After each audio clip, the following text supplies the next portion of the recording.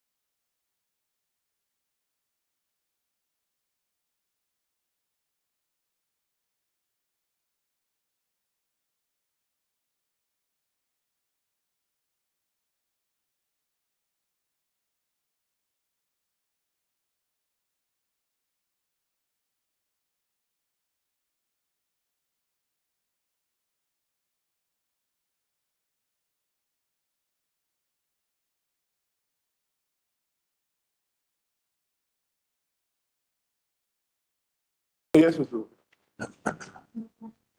Map response.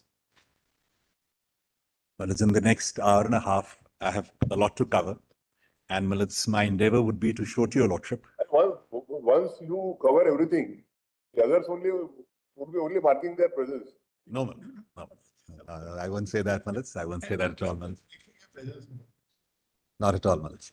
Malits, it would be my endeavor to show to you that the 3 Constitution bench judgments, Malits, which have mainly considered the issue which arises for your lordship's kind consideration. Romeshwar Dayal first, Malits, and then Chandra Moan, were followed, Malits, thereafter by various 2 and 3 judge bench judgments, and which were again considered, Malits, in the year 2000 in Balmukund, another constitution bench, where, Malits, what I am canvassing before your lordship, in my understanding, has been approved, Malits, by this honorable court. Although, Malits, it is a split verdict on the main issue, namely whether there can be reservation provided under 233, etc. And the majority view, Malits, of 3 honorable judges, of my Lord Justice Majmudar, my Lord Justice Patnaik, and my Lord Justice Banerjee, holds they can't, and the minority view, Malits, of Justice Khare and Justice Shetty takes a different view, but on this aspect, in Balmukund, but on this aspect, for the reserved classes, for the scheduled caste, Malits, and the scheduled tribes. But on this aspect, I will show to your lordship from the judgment, my understanding of it is clear that all 5 were, Malits, in agreement that 233(2) is not, Malits, for Malits reserve for in-service candidates. And I will try and make that good, Malits. So, and Malits, more importantly, the 2 judge bench judgments in the interregnum between 1965 and 2000, some of them were also noticed and approved, in my understanding, which I will place. We already told them their contention that should be rented to for the number of years. We said we are not in agreement. What we were trying to canvass before is we are in agreement. Yes. We also put it to them. Yes, Malits. So only issue, as I repeatedly saying, is that see whether it excludes or not. Yes, but that's 3(2). It only deals with only the does not deal with in-service candidates. So, Malits, in my understanding, according to them, 233(1) and 2 will have to be read together. So no conditions. I think now that's what Romeshwar they'll say that's the understanding, and we also primarily say that you only concentrate on that. Yes, Malits. So, Malits, Balmukund, that there should be treated as a matter of right, like a lawyer for 7 years. They said whether we can invoke our 142 or something different. So on that, Malits, as I said very briefly yesterday, there are, the reason I say Balmukund is because 2 honorable judges in the interregnum took a view that this is exclusively for direct recruits, and Malits exclusively from the bar. The direct recruitment is exclusively from the bar. Let us see those statements. Yes. Now, according to Balmukund, yes. Directly. Malits, I'll just come to that. But Malits, what I want to say is this: if we take the other view, then Malits, 1, we are reading in something which is not so stated. It is not stated there. And where Romeshwar Dayal and other benches have said that 233 is a complete code in itself, the other side is wanting us to say 3 things, Malits. Number 1, first read into 233(2) that in service is included, which it is not in my most respectful submission, number 1. Number 2, they say read into it, thereafter read into it a qualification, which it is not.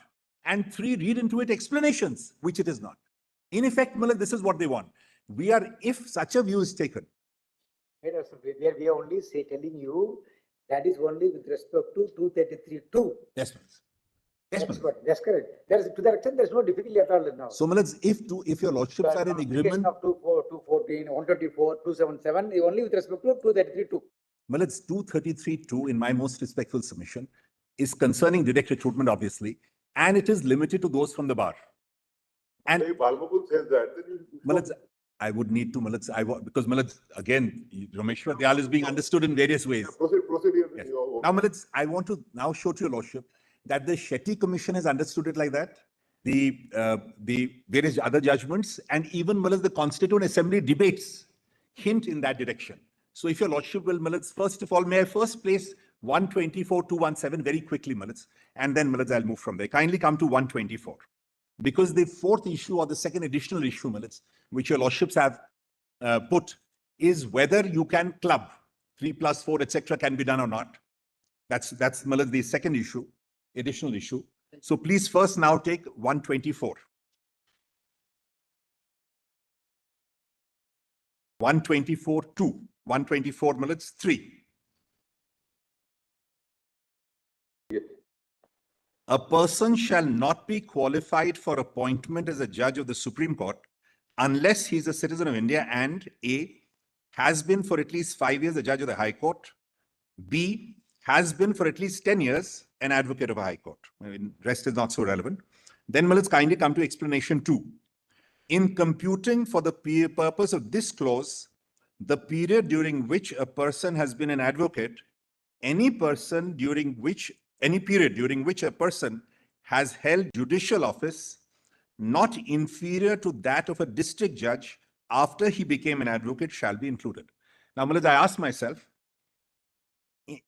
can this explanation, which is Milad's for the purpose of computing the period for which a person has been an advocate, which is Milad's under 124(3)(b), can we read a similar provision for 124(3)(a)? No, because it's not there.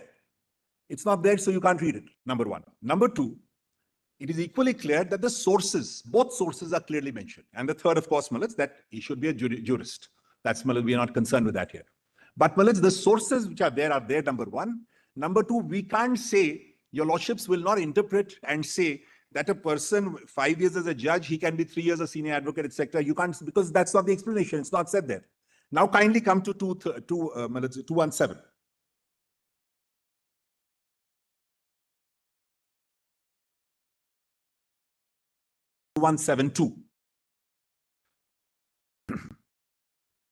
A person shall not be qualified for appointment as a judge of a high court unless he is a citizen of India and A, has for at least 10 years held a judicial office in the territory of India, or has for at least 10 years been an advocate of a high court or 2 or more courts in succession. Now let's kindly first come to AA, explanation AA. In computing the period during which a person has been an advocate of a high court, there shall be included any period during which the person has held judicial office or the office of a member of a tribunal post under so and so after he became an advocate. Now, Militz, A is introduced by Militz, the 44th Amendment in 1978. And A, now I will place A, explanation A. In computing the period during which a person has held judicial office in the territory of India, there shall be included any period.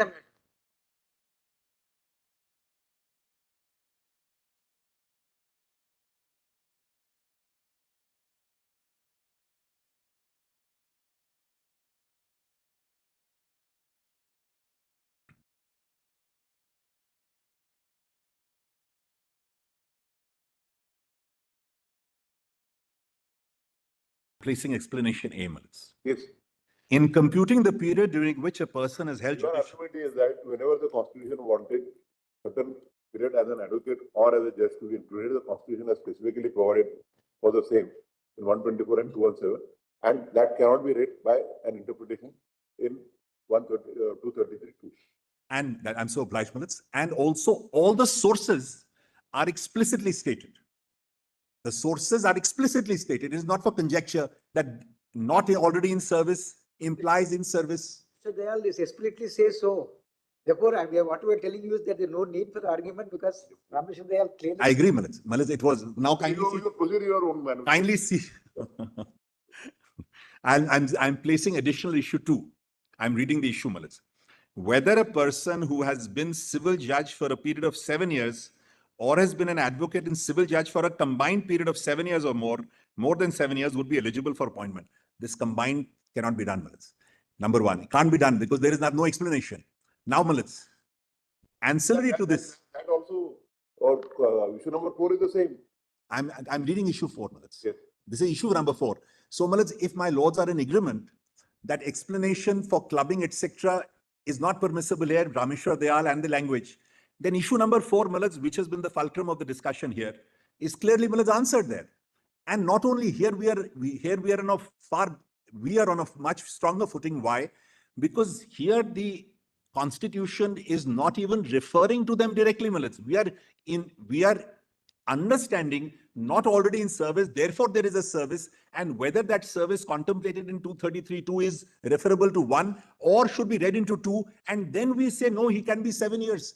Whether you make it 3 plus 4 or you make it 7 years for a civil judgment, the same thing. When you can't do clubbing, whether you say 3 plus 4, 4 plus... Your argument that clubbing is not permissible. And therefore not even 7 plus 0, Malaj, not even 7 years of a civil judge can't be done. Because one other aspect, Malaj, if we allow the petitioner's case, then the result is, let us take now as the latest judgment, the All India 3 case, 3 years as a civil judge, so he completes 3 years as a civil judge and he appears in the exam. He appears in the exam and succeeds. 3 years as an advocate, he appears for civil judge and he clears it. Your lordships have said in All India 3 that you need 3 years as an advocate and you're eligible for the civil judge. So you complete 3 years as an advocate. You then sit for you appear for a civil judge exam, you become a civil judge. The next day, you sit for the district judge exam. And then underage is not part of the Constitution. You won't read into the Constitution. You won't read things which are not here. And a person can become... Don't interrupt. There was no interruption when your arguments were there. So, and underage... Comments you want to make, you can make it to yourself. don't make it public. And assuming the Constitution provides for it, a person can come when he's 32. The test is, your lordships have laid down 3 years. Earlier it was 0. It was 1 earlier too. Earlier it was 3 years. Yes. Then it was brought down to 0. Yes. We are now again restored it to 3 years. I'm saying earlier it was 0, meaning there was a period when it was 0. So a person with 0 years experience as an advocate could become a civil judge. The next day he could become a district judge. It is in effect completely negating the direct mandate of requiring 7 years as an advocate. Such an interpretation, I hope I'm making the point. So this is my submission as far as 124. Now kindly take my written submissions. They are in volume 2 at page 43. The volume 2 concerning written submissions at page 43. Volume 2 has the written submissions of the respondents. I will also be giving a 2-pager, just a bullet point note to supplement my written submissions, At 44, I won't read what I've already submitted. So your lordship can skip page. We don't have your 2-pager. No, I have not given that. I'll give that to your lordship right away. But this is to supplement and not as a substitution, of what my written submission is. Kindly just don't take the 2-pager, 2.5 pages. Kindly take it as a supplement, to just give it to the other side.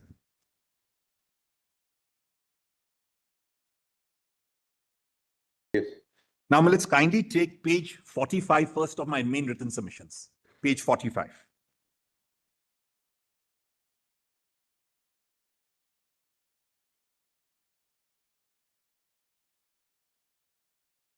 I have analyzed, and the earlier part, your lordship can skip that. My lords have page 45, which is paragraph 2, where I've made mention about the use of the word only and the interpretation given by in Puttaswamy to the expression only, because 233(2) also uses the expression only. And thereafter, I have quoted from the Constituent Assembly debates. My lords have that at the foot of the page. My submission, this is that the entire discussion around Article 233(2) is premised on members of the bar alone. There is no discussion regarding judicial service. If that would have been so, then why were the appointments of in-service candidates were upheld in Romeshwar there? And why was it held in Chandra Moan that a judicial officer coming from the executive is not entitled, but only a judicial officer is entitled from that category?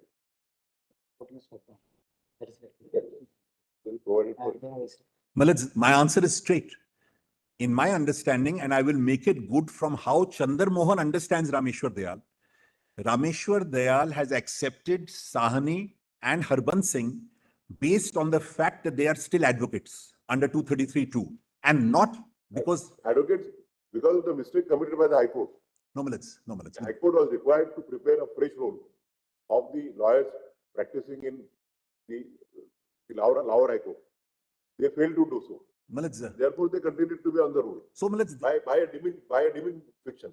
Malad, at that time, the definition of advocate under Rule 8 and the order which was shown clearly permitted advocates to also be in service. So the Honorable Court said that they are advocates, and it goes on to say that our... Yeah, the definition of advocate did not permit an advocate to be in service. No, let's kindly see that again, Malad. I'll show that in a moment, Malad. And thereafter, it is in any case completely clinched by Chandra Moan, which after considering Romeshwar Dayal says specifically that service was not an issue there. It has not been decided. Romeshwar Dayal is interpreted and considered in Chandra Moan, and Chandra Moan says that Romeshwar Dayal's case is not based on service, is says so in so many words, Malad. Yes. So Malad, that's the answer in brief, but of course I'll show them as well. Now, Malad, kindly see the discussion here in the Constituent Assembly debates. Kindly see Malad's Honorable Dr. B.R. Ambedkar, chapter so-and-so, 209A, 1 and 2 are placed. Kindly turn the page over, page 46. And kindly see the foot of page 46, Malad. Shri Kuldhar Chaliya.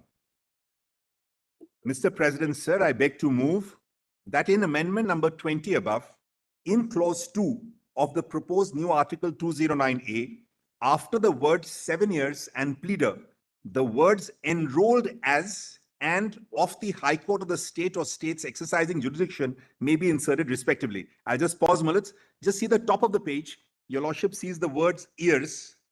So the suggestion was after years, say enrolled as, years enrolled as an advocate or a pleader, and then add of the High Court of the state or states, and is recommended. This was the proposal.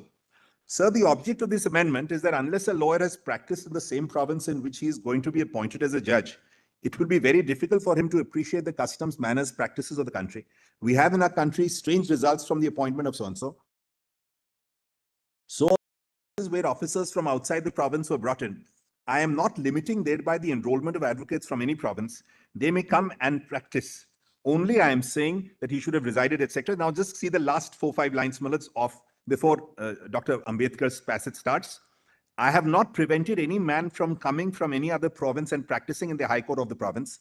The only thing I insist is that they should live there for 7 years so that they may be acquainted with the customs in the country to become eligible for appointment as district judges.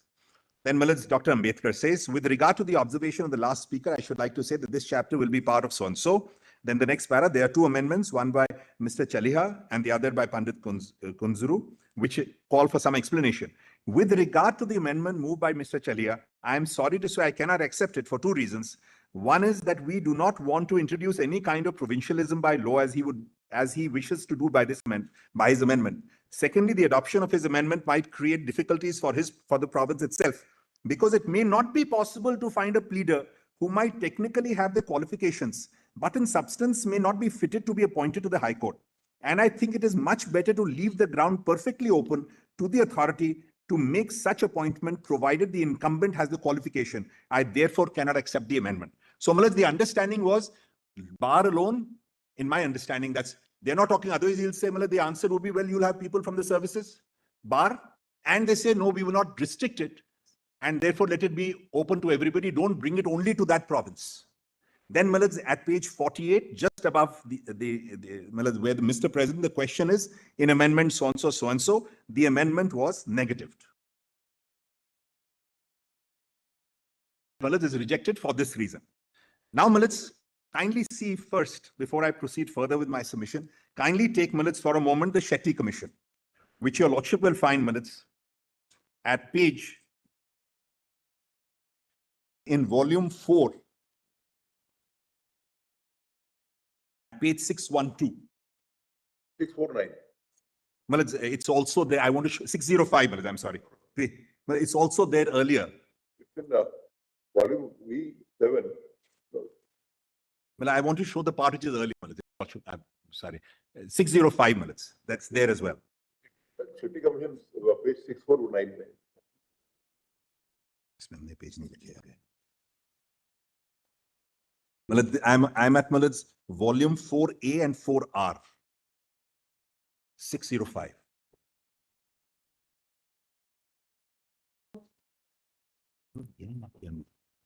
Page.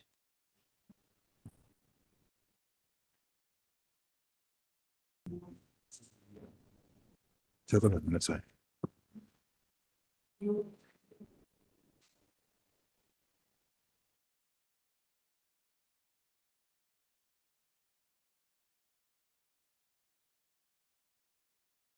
That's all right. That's all right. Yes. Your Lordship will see at page 605 minutes, starting with whether the lower judicial service, my lords have that minutes, right at the top minutes. Yes. My Lord, the Chief Justice also has that minute. Whether the lower judicial service personnel would be made eligible for direct recruitment to the post of So this. you are at 605. I'm at 605 minutes. Whether the lower judicial. Yes, yes. Whether the lower judicial service personnel could be made eligible for direct recruitment to the post of district judges. The Constitution as it stands does not provide for consideration of persons who are already in judicial service for direct recruitment to the cadre of so-and-so. This is the understanding, minutes. And then this is the understanding. Then they quote minutes the article. Then they quote Romeshwar Dayal, Chandra Moan, and Satya Narayan, etc. They quote all that and kindly come to 608.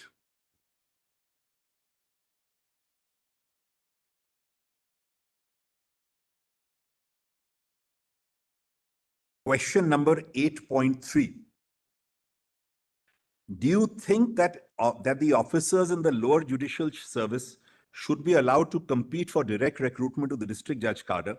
If so, what should be the experience in service for such officers and how Article 233 of the Constitution of India should be amended? Explanation AA to sub-article so-and-so may be noted in this context. Then Your Lordship may skip the next few pages and come minutes to page 612.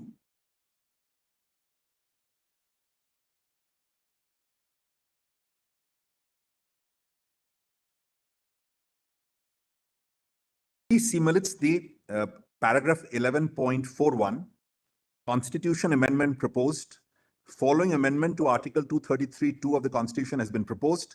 Then minutes they notice the stands of various high courts, Punjab Haryana High Court, Bombay High Court, the page over minutes, Calcutta, Allahabad, Bihar, Judicial Service. All of them saying delete this word, add that, etc. All these suggestions are being given. And if Your Lordship will then come minutes to the final conclusion at page 617. 617, para 11.67.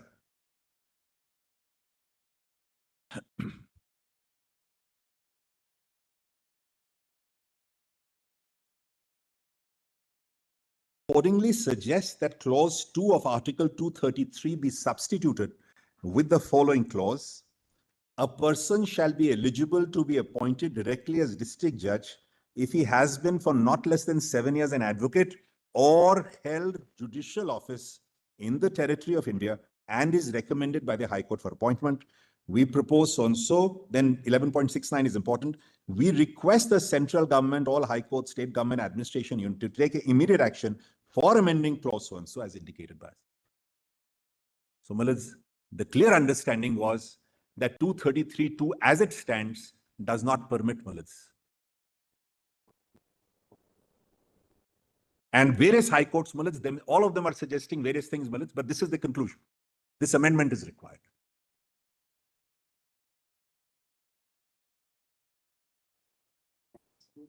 Yeah. Take too much time of that.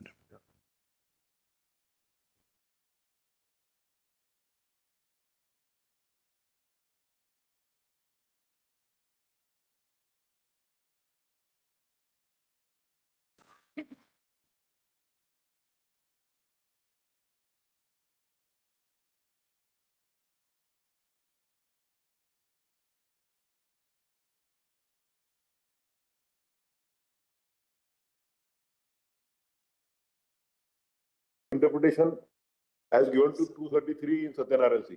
And Milids, Romeshwar Dayal and Chandra Moan. Absolutely. And this, yes, Milids, of course, Milids. After referring to all of that, after referring, Milids, this is the interpretation. I agree with this. After referring to all the judgments, including Satya Narayan, of course, Milids.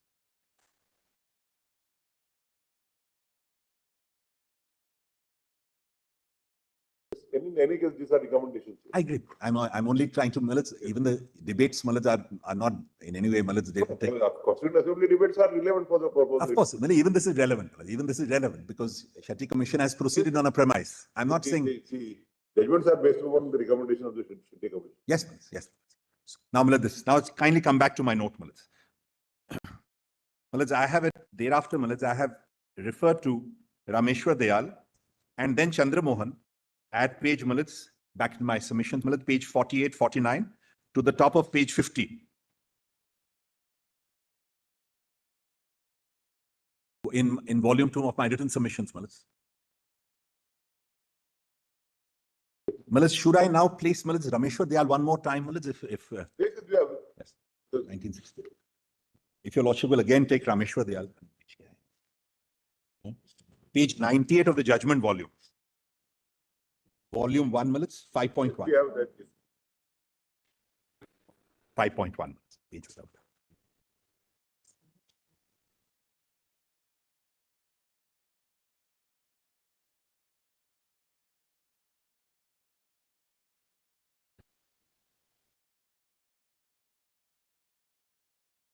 I will just very briefly restate my understanding of Romeshwar Dayal.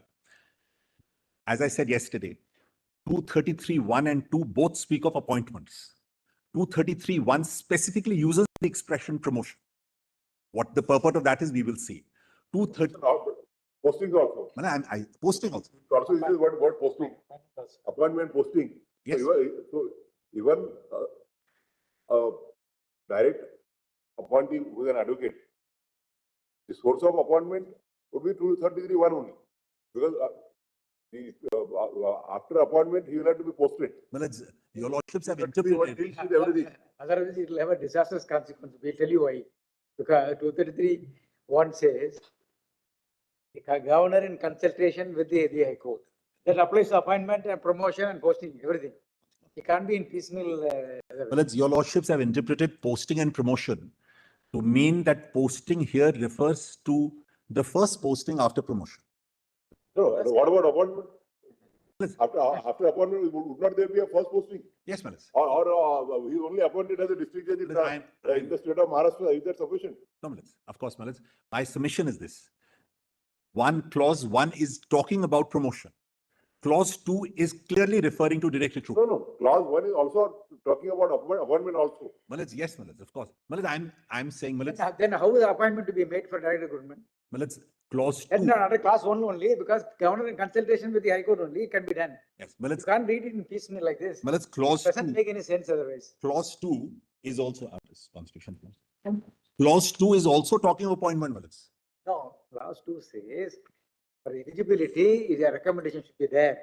Clause 1 says how an appointment should be made. Appointment should be made by the governor in consultation with the High Court.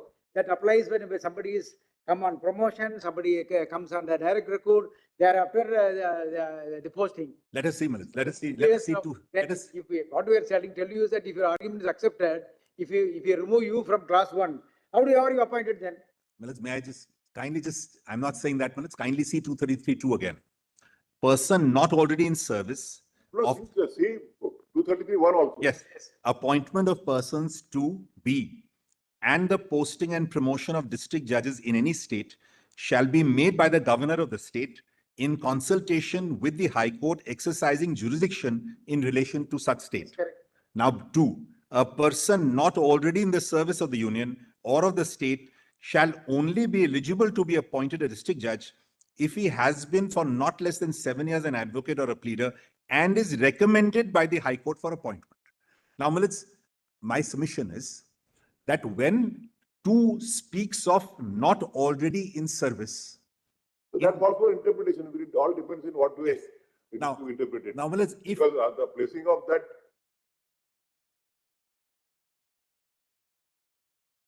will also be relevant. Yes, I agree, Milits. Now, my submission is my So your submission, you are right in submission. My submission. Your submission is 233(2) is exclusively meant for an advocate who has 7 years practice. Now, if it were not so, the result will be that 1, we are reading into 2 what is not there. It does not specifically say this is for in service. It doesn't say that. So we are reading into two, what is not there. Number two, we are going to prescribe a qualification for them, which is not there. Number three, we are contemplating adding 3, 4, etc., which is not there. Interpreted by Romeshwar Dayal and Chandra Moan that sub-article 2 provides a qualification for the persons who are already not in service. It provides a qualification for lawyers. If you are a lawyer, then you must have a 7 years practice. But it does not provide for a qualification insofar as in-service candidates are concerned. See, It nowhere says that 233(2) is not available to in-service candidates. Well, it's where Romeshwar Dayal and Chandra Moan say that 233 So therefore, 1. it is better that you take us to Romeshwar Dayal and Chandra Mohan. Very well. Very well. So that you can buttress your submissions. Very well. On the basis of findings, Very well. we will have to consider whether their interpretation of Romeshwar Dayal and Chandra Mohan is correct. Very and well. your interpretation is correct. Very well. Highly kind. Or we are required to give some third interpretation to it. We are not bound to accept their entire argument, neither your entire argument. No, absolutely. Absolutely. You might find that the third interpretation is a more correct interpretation. Yes, as long as it's within the 3 constitution bench judgments. Yes, it is. Of course. We can't travel. Yes. If we disagree with any of the constitutional benches, the only option available is To go to 7. to go to 7. Yes, I agree, Miliz. Now, let us see Romeshwar Dayal once again. Yes, please. And please see, Miliz, I'll be very quick because I'm running out of time again, Miliz, but I have a lot to cover. So kindly come. Okay, you don't encroach on your time now. Yes. So, Miliz, at 104. Like so many overs, Miliz, and so many runs to score. You are competent. At 104 Miliz in 5.1, in 5.1, volume 5.1. While let's to start from 103. Last sentence. Right. Yes, Miliz. Sani, PR Sani, the last sentence. Yes, Miliz. Or you can read from para 5. Para 5. Respondent Sani was called to the bar on 17 November 30, was enrolled as an advocate so-and-so. After partition, he shifted to Delhi and worked for some time as legal advisor to so-and-so. He practiced for some time at Delhi, then accepted service under so-and-so. On March 30, 1949, he became chairman Improvement Trust. May 6, 49, he got his license to practice as an advocate suspended. On April 6, 57, he was appointed district session judge. It would thus appear. Just one question. Yes. I think Bar Council, somebody is representing Bar Council also. Mr. Gupta was there for Bar Council of No. So on a judicial officer being appointed as a civil judge, junior division or whatever it is, whether he stands suspended or cancelled.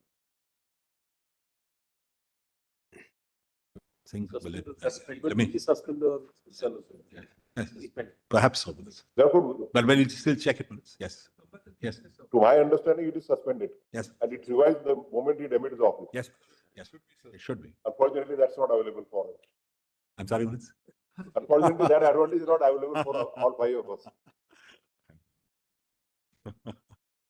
We don't know whether it's unfortunate or fortunate. Even if you retire as High Court judge, your son revives. Yes, of course. We get so many applications for retired judges for designations. Absolutely. 2 of them appearing on either side in this bill. So, I know the Patwalia, all of them. why do you forget Mr. Giri? Mr. Giri? No, Mr. Marlapalli is on a different pedestal. Mr. Marlapalli completed his entire tenure and then joined the bar. All 3 of them for different reasons. Mr. Giri, Mr. Naidu, and Mr. Patwalia. But they're all on that side. Mr. Patwalia jumped the right side at the right moment.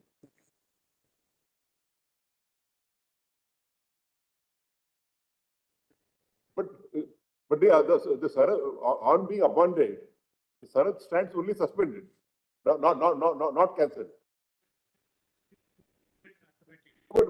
But it can be revived. On demission of office, on application, it revives. As I was saying, Miliz, they're all on that side. They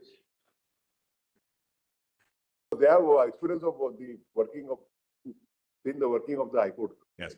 Now, Miliz. Mr. Marlapalli, as a longest experience because he was associated with that so many administrative committees. Yes. Kindly come to 106. And Mr. Marlapalle and me both repent for a wrong decision we had taken in 2008. It's not doubly blessed, Lord, they have been deceased twice.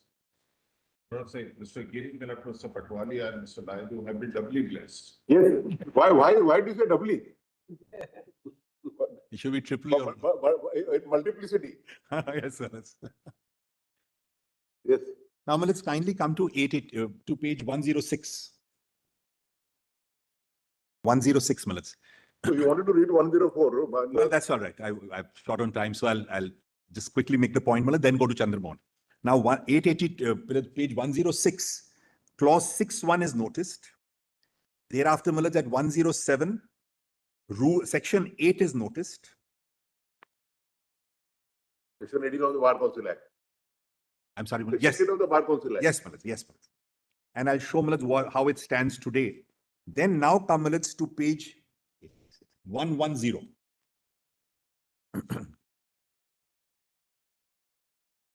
Let's till about 10 lines from the bottom is regarding 124.217. I made the point, I won't repeat that.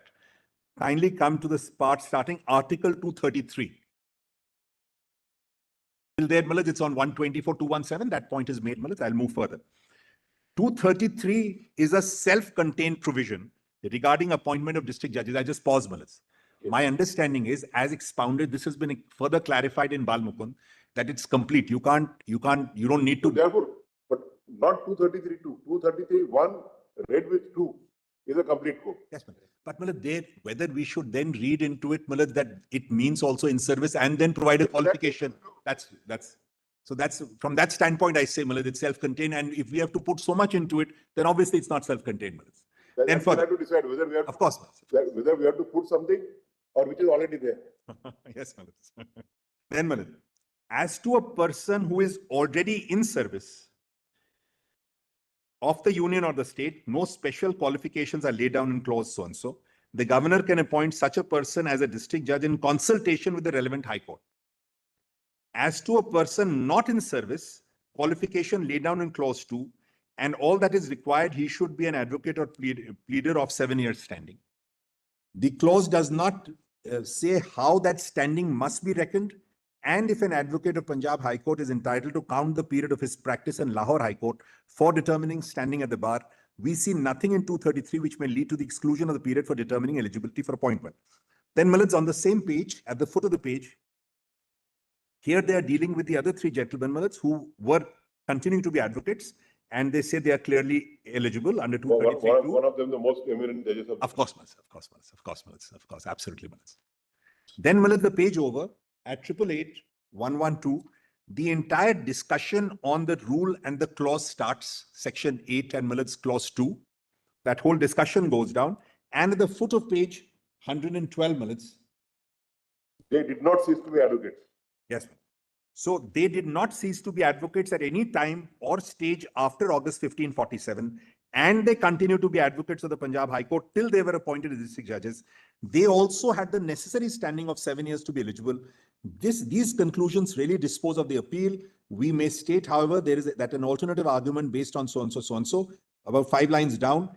As we are resting our decision on conclusions drawn from the High Court Order 47 and Section 8 of Bar Council Act, we consider it unnecessary to examine so. So their decision here, is based on their being advocates and not in service. And that is what Chandra Moan interprets Romeshwar Dayal to be. Chandra Moan says in so many words that this decision is premised on their being advocates, not in service. Therefore, what has fallen from your lordship? They did not cease to be advocates. Though they were in service, they did not cease to be advocates. So therefore, again, the question would be whether a judicial officer, after being appointed as a judicial officer, ceases to be an advocate or is suspended. So, at that time... Here also, in Swani, specifically had applied for suspension of his sanad. Here they have... He had applied for, if you read page 103. Yes, he had applied for suspension of his sanad. In my understanding, here they have gone on the premise that under Section 8, you continue to be an advocate. And they say in so many words that our decision is based on this. It is not based on their being in service. It is based on, So therefore, we'll also have to consider what is the provision in the Bar Council of Now, Advocates Act. now, Milad, at this time, this was Milad Section 8, which did not prohibit, did not require, this was the Section 8 that I placed yesterday. I will show how 49 today stands, which is Milad, the relevant provision, which has been seen. Now kindly come to Chandra Moan, Milad, which your Lordship will find, Milad, in the same volume at page 180. In the same volume, Milad, page 180.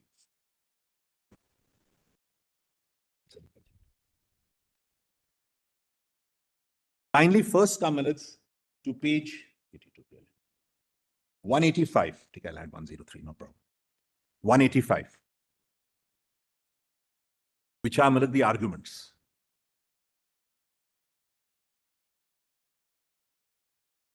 Yes. Argument of learned counsel for the appellant may be placed conveniently under the following 5 heads.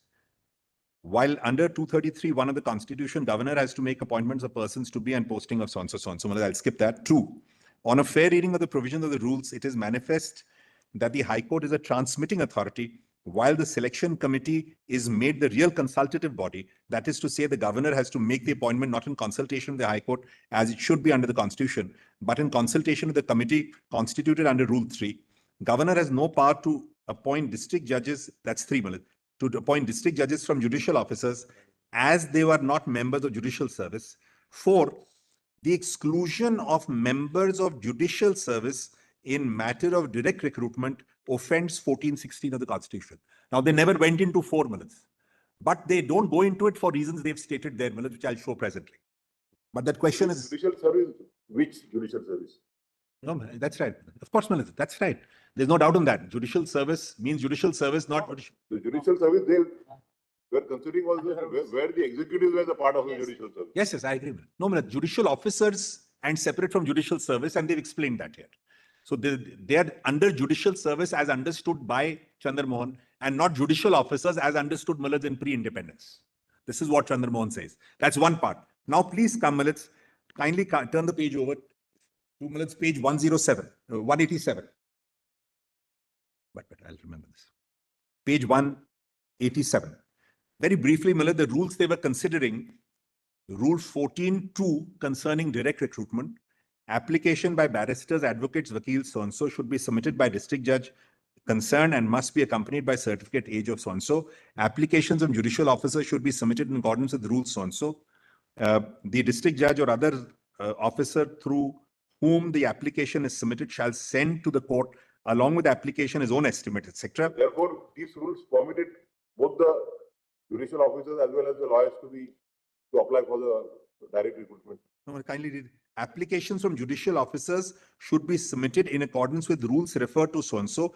District judge or other officer through whom the application is submitted shall send to the court along with the application his own estimate so-and-so. Then yes. Rule 14 refers to direct recruitment. Yes, Manoj. Yes, Manoj. So Applications from judicial officers should be submitted in accordance. That rule only provides that if it is a barrister, it has to be wait through the district judge, and if it is a judicial officer, then it has to be made in accordance with Rule 2B of.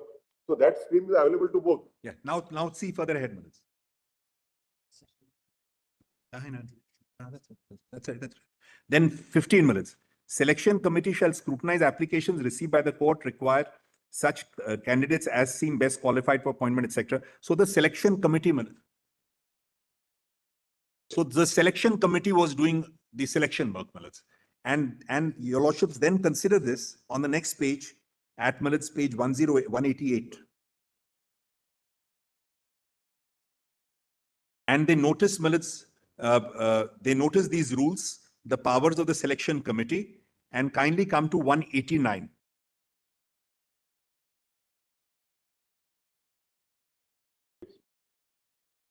Kindly see the new paragraph, Milad. I rely upon this.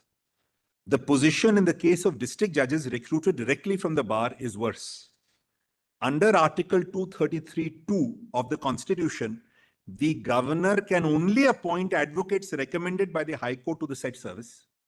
But under the rules, the High Court can either endorse the recommendation of the committee or create a deadlock. The relevant rules therefore clearly contravene constitutional mandate of 233, 1 and 2 of the Constitution and are therefore illegal. So therefore, It's they against take a notice 233. that the district judges, the members from the service could also be appointed directly as district judges. Well, they don't say that. Well, So the position in the case of district judges recruited from bar is the worst. yes. Why? Because the selection committee is doing everything. And they say 233, 2 of the Constitution, governor can only appoint advocates recommended by the High Court to the said service. Yes, the Honorable Chief said, because in that committee, they disapproved the recommendation of the committee. They said the committee cannot take the role. Whether we put, let us see, let us Then see. read the next line. Yes, The yes. relevant rules therefore clearly. But under the rules, constitute the High Court can either endorse, recommend. Article 233, 1 and 2. Well, That's why we are saying one also applies to the appointment. with great respect, Yes. when they say, but under Article 233, 2 of the Constitution, governor can only appoint advocates recommended by the High Court. This is the understanding. Please read the next line. But Yes, why, next why line, you Malad. are saying so? But under the rules, the High Court can either Not endorse next line. recommendation or, Ah. yes, Malad. Either endorse the recommendation of the committee or create a deadline. That's not permissible, they say. Yes. That is not permissible. What is permissible recommendation? So far as the advocate is concerned, he doesn't say that the judicial officer excluded. Then you come to next line. Well, Therefore, clearly contrary to the mandate of 233, 1 and 2. Therefore, 1 and 2 have to be read together so far as the judiciary, the governor vis-a-vis the recommendation of the High Court is concerned. Well, it's, See, 233 by its nature speaks about only appointments. yes, sir. Now, unfortunately, we keep compartmentalizing it as 1 and 2 and this and this. How is it permissible for us while interpreting the Constitution? It says only. Even considering the interpretation of the rules where the governor was given a supremacy. Yes. I agree with For all the High selected Court. committee. Well, yes, but they also say under 233, only advocates recommended. It doesn't say advocates and judicial officers or those in judicial service. On the contrary, it says that the position in the case of district judges recruited directly from the bar is worse. Yes. So it takes into situation and contemplation, takes into consideration and contemplation where the district judges can also be directly appointed. Yes, Manoj. So yes, Manoj, that's right. In the case of district judges, recruited directly from the bar is worse. That's right. Because district judges are contemplated to be recruited from the bar and then goes on to say those only advocates recommended by the High Court. That's one, Malad. That's what I rely upon, one part. Then Malad, kindly move further. And kindly, Malad, 2 pages down, kindly come to 192. After they notice 233, 234, 235, 237.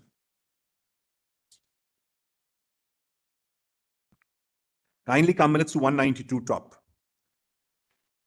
The gist now, their first minutes, this is their understanding of these provisions 233 onwards. The gist of the said provisions may be stated thus. Appointments of persons to be and the posting and promotion of district judges in any state shall be made by the governor of the state.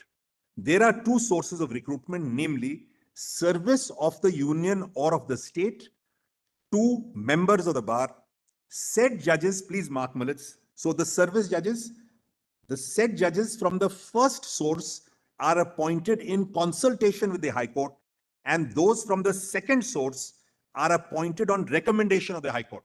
Now, minutes 233.1 uses the word consultation, 233.2 uses the word recommendation. If what my lord is saying is correct, then Malad, this paragraph has no meaning in my most respectful submission. Here they are very clearly saying. Is for the purpose of eligibility. Let's kindly see. Suitability, whatever you can say. I'm sorry, let's read this again. Well, Let's kindly see this again. See. There are 2 sources of recruitment. One, service of the union or of the state. Chandra Moan itself, there's a case where application has been called for 10 posts for recruitment to the district judge. It does not deal with promotion. That is what we have been trying to tell you. It on its own. There is absolutely no need for any argument in this case. Chandra Moan, what it does was, it doesn't deal with promotion. Promotion is a separate channel. But it takes care of the 10 vacancies in the direct recruit. In that process, they are called for application. In para 1 itself, we make it very clear. Now, the committee recommended, they said no, committee cannot recommend. There are only 2 issues. The committee recommendation, how to go with it. What is the jurisdiction of the governor, what exercise he can do. Then ultimately, how do you define your judicial service? They say the government servant cannot be permitted. Therefore, they struck the rule down. But there is no issue with respect to the consideration of a judicial officer under the direct recruit.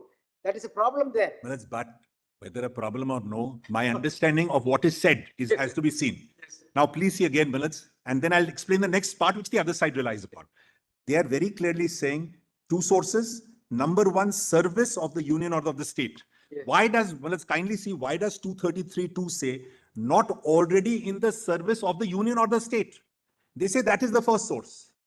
Those who are in the service. And second source is those who are not in the service of the union or state, that is the bar.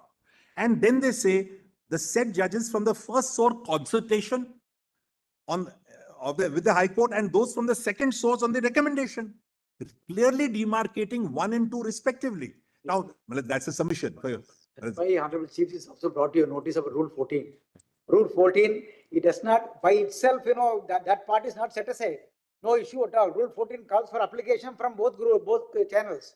The rules are struck down, The rules are struck down. Rules are struck down on a different ground, on the interpretation that government servant cannot come in, not on the ground that the judicial officer is not entitled. With greatest respect, if the court is saying something so clearly in so many words, in my understanding, this is what it is. Yes. Now further. Then the rest, now come to the next paragraph. So they say, so far there is no dispute.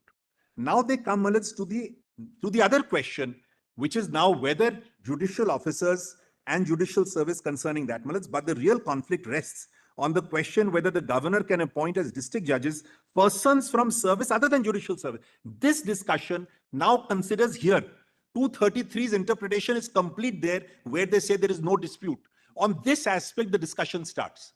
And then they say, what the other side relies upon, that the acceptance of this position would take us back to pre-independence, etc. In princely states, one of so and so. This would also come across well-knit scheme of the Constitution, principle underlying, namely judiciary shall be independent service. Doubtless 231 stood alone. It may be argued governors may appoint any person as a district judge, whether legally qualified or not, if he belongs to any service under the state. But 233 is nothing more than a declaration of the general power of the governor in the matter of appointment of district judges. It does not lay down qualifications of candidates to be appointed or denote the source from which the recruitment may be made. Source of recruitment are indicated in two. Under clause 2, two sources are given, namely persons in service of union state and number 2, advocate or pleader. How do they say that? Because 2 says not already in the service of the union or the state. So they are saying that is the category left out. That is the one which comes under 1. That is what clearly, this is the understanding, in my most respectful submission. Yes, we consider that. Yes. Then the advocates or pleaders, the second part. Now let's turn the page over, which is another important part I want to rely upon. Consider that, that's a submission, whatever it is worth. Now, they, in the lower part of this lower page, at page 193, they consider Romeshwar Dayal and see the quoted part and then see what they say there, This is important, because here they are now directly considering Romeshwar Dayal. 233 is a self-contained code provision regarding appointment of district judges.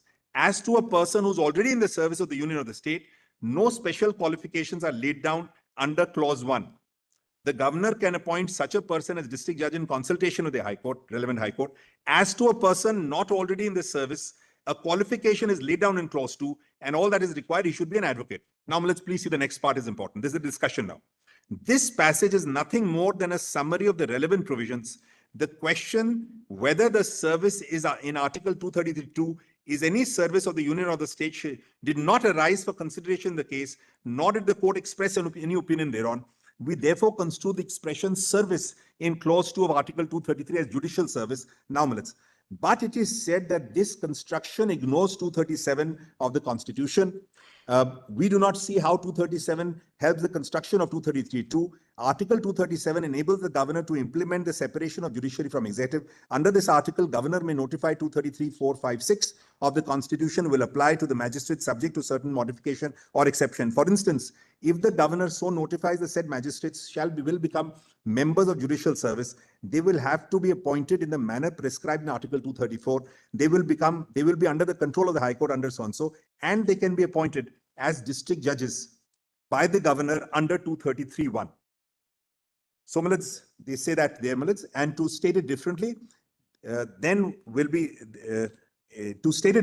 will then be integrated in the judicial service, which is one of the sources of recruitment to the post of district judges. Indeed, Article so and so emphasizes. So, when they say passage is nothing more than so and so, the question whether service in Deals with integration. So unless they are brought in the judicial service, yes, the executive magistrate and so. yes, And unless there is an integration, yes, they are not entitled to be. yes, ma'am. Now, the part I want to emphasize is that the bottom of 193, after Romeshwar they also say this passage is nothing more than a summary of the provision. The question whether service in 233(2) is any service of the union or state did not arise for consideration in that case, nor did the court express in Rameshwar, there the question as to whether the service in union or the state is exclusively a judicial service or not. That did not fall for consideration in Rameshwar there, and we are deciding it for the first time in this case that it will mean service in the union or the state will mean only judicial service. I bow to that, Milits. But it also means, Milits, in my most respectful submission, that Chandra Moan understands Rameshwar Dayal to be a case which has come of direct recruitment from the bar. That's why they say service is not being considered there. Because I want your Lordship to just be aware of my submission, Milits, and of course, that's after that, Milits, your Lordship will consider that. Because Rameshwar Dayal says that we are now considering them from the bar and because of section 8 and clause 2, etc. And this is what is doubly enforced is my submission. Now, Milits, this is insofar as Chandra Moan is concerned. I've said that. Yeah, I've said that. Now, Milits, now kindly come back to my note.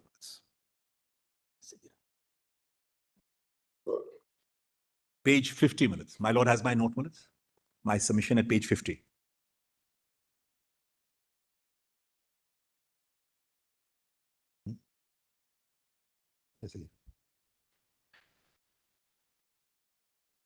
Page 50, Milits, on my submissions. Volume 2, Milits, what your Lordship had. Milits, at page 50, Milits, after the new judgment, Panduranga Rao.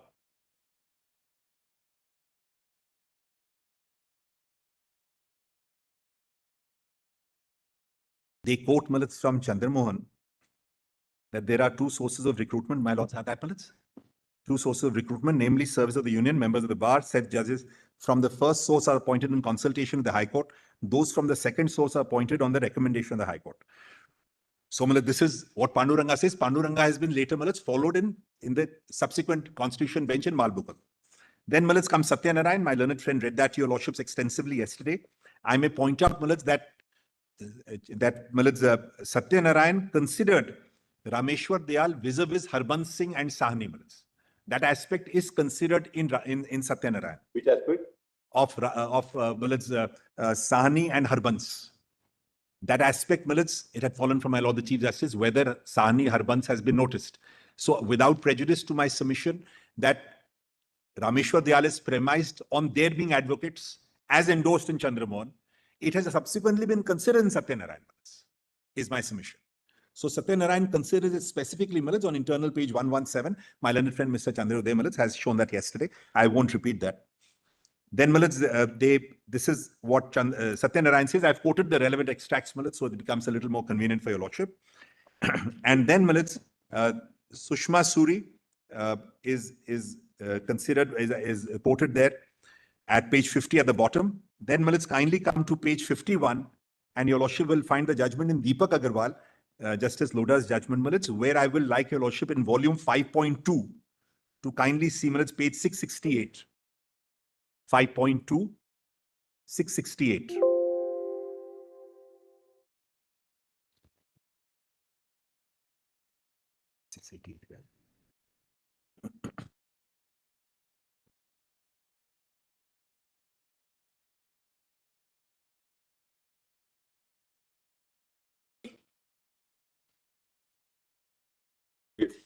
Milits, at 688.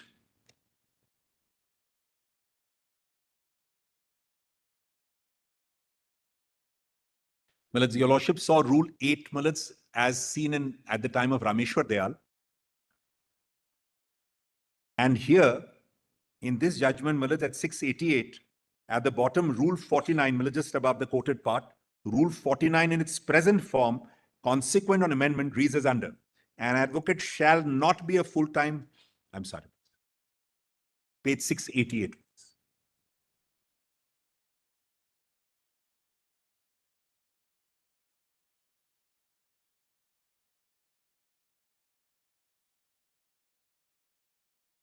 My Lord, the Chief Justice has that. Well, it's at the bottom of 688, paragraph 18, the quoted part, Rule 49 in its present form, consequent on amendment reads as under. An advocate shall not be a full-time salaried employee of any person, government, firm, corporation or concern. Well, this is the shift from Rule 8 in my understanding, Milits. And after the amendment, this is what it was. And after noticing all of that, Milits, if your Lordship will come to page... An advocate shall not be a full-time salaried employee of any person, government, firm, corporation or concern, so long as he continues to practice, and shall, on taking up any employment, intimate that fact to the Bar Council on whose roll his name appears, and shall thereupon cease to practice as an advocate, so long as he continues in such employment. But Rule 8 has been understood to mean at that time that you continue to be an advocate in Romeshwar Dayal. So this is a change, which has happened. Which is why Romeshwar Dayal premises is on his being an advocate. They read nothing in this rule. The High Court, my Lord is reading, Milits, that, I'm sorry. Nothing in this rule. The High Court has held in our view rightly that the consent of... After 49. Oh, I'm sorry, very well. Nothing in this rule shall, I was reading at the bottom, I'm sorry. Nothing in this is prior to 2001. Nothing in this rule shall apply to law officer of the central government or of a state or any public corporation or body constituted by statute who's entitled to be enrolled under rules so-and-so of state bar council so-and-so. Despite his being a full-time salaried employee, law officer for the purpose of this rule means a person who is so designated by the terms of his appointment and who by the set terms is required to act and or plead in the courts on behalf of his employer. Then, Milits, there's a resolution of 22/6/2001, and after that, Rule 49 in the present form is quoted. An advocate shall not be a full-time salaried employee of any person, government, firm, corporation or concern, so long as he continues to practice, and shall, on taking up any employment, intimate the fact to the Bar Council on whose roll his name appears, and shall thereupon cease to practice as an advocate so long as he continues in such employment. So this is the shift from Rule 8 at that time to downwards. Now, let's kindly come in this very judgment to page 698.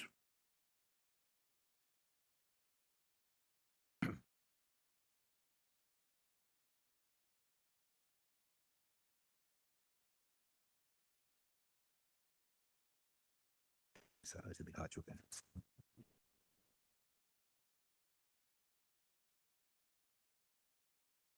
ये नहीं दिखाया Para 42. Article 233 of the Constitution makes provision for appointment